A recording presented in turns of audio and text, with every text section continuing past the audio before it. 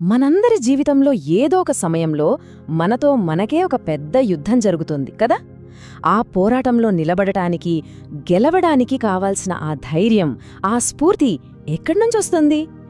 ఈరోజు మనం ఆ శక్తివంతమైన ఆలోచన గురించే మాట్లాడుకుందాం. నా వల్ల అవుతుందా? ఈ ప్రశ్న మనలో చాలామందికి పరిచయమే. నిజానికి ఇది కేవలం ఒక ప్రశ్న కాదు, మన లోపల జరిగే ఒక పెద్ద పోరాటానికి ఇది ఒక సింబల్ లాంటిది. ఆ డౌట్ అక్కడితో ఆగదు. నా వల్ల అవుతుందా అనే సందేహం మెల్లగా నేను దీనికి సరిపోతానా, నేను అర్హుడినేనా అనే ఇంకా లోతైన ప్రశ్నకు దారితీస్తుంది. ఈ ఆత్మ సందేహం మనల్ని ఎలా ప్రభావితం చేస్తుందో చూద్దాం. బయటకంతా నార్మల్గా కనిపించినా లోపలొక యుద్ధం జరుగుతూ ఉండొచ్చు. ఆ కనిపించని పోరాటం అసలు ఎలా ఉంటుందో ఇప్పుడు చూద్దాం. అవును, బయటికి చూస్తే అంతా బానే ఉన్నట్టనిపిస్తుంది, కానీ లోపల మాత్రం ప్రతిరోజూ అవే ప్రశ్నలు మనల్ని వెంటాడుతూనే ఉంటాయి. ఈ ఫీలింగ్ చాలా మందికి అనుభవమే కదా. అయితే ఇక్కడొక విషయం ఉంది.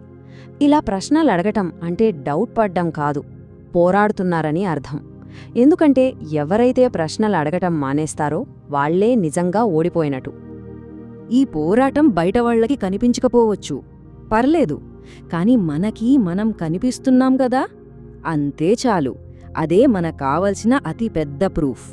సరే, మరి ఈ భయాన్ని, ఓటమిని ఒక బలహీనతగా కాకుండా బలానికి సంకేతంగా ఎలా చూడొచ్చో ఇప్పుడు చూద్దాం. ఒక్కసారి కింద పడొచ్చు, 10 సార్లు కింద పడొచ్చు, అది చాలా సహజం. కాని అన్నిసార్ల తర్వాత కూడా ఇంకా నిలబడి ఉన్నారంటే దాని అర్థమేంటో తెలుసా? లోపల ఒక అణగారని స్ఫూర్తి ఉందని. ఈ ఫీలింగ్ ఒక వీక్నెస్సా? అస్సలు కాదు. ఇది మనం చాలా పెద్దగా ఆలోచిస్తున్నామని చెప్పే ఒక సిగ్నల్ అన్నమాట. మన కలలు ఎంత పెద్దవిగా ఉంటే మన భయాలు కూడా అంత పెద్దవిగా ఉంటాయి. అవి బలహీనతలు కాదు, మన ఆశయాలకు సూచికలు.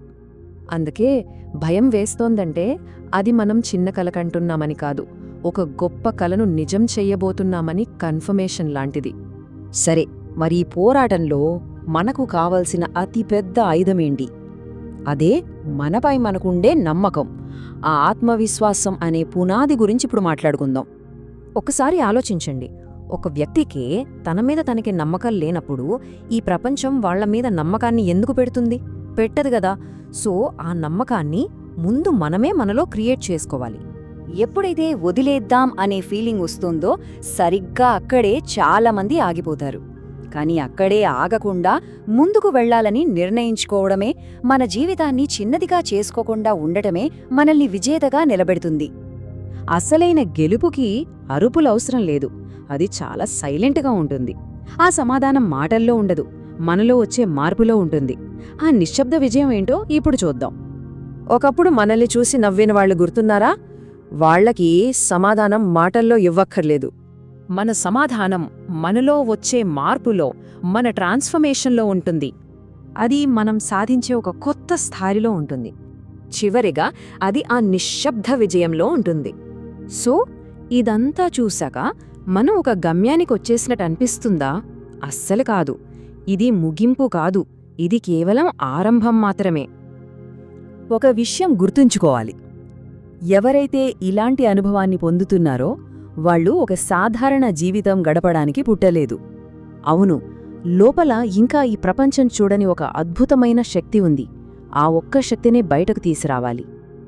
ఇది పోరాటానికి ముగింపు కాదు, ఇది కేవలం ఆరంభం మాత్రమే. నిజం చెప్పాలంటే అసలు కథ ఇంకా మొదలే కాలేదు.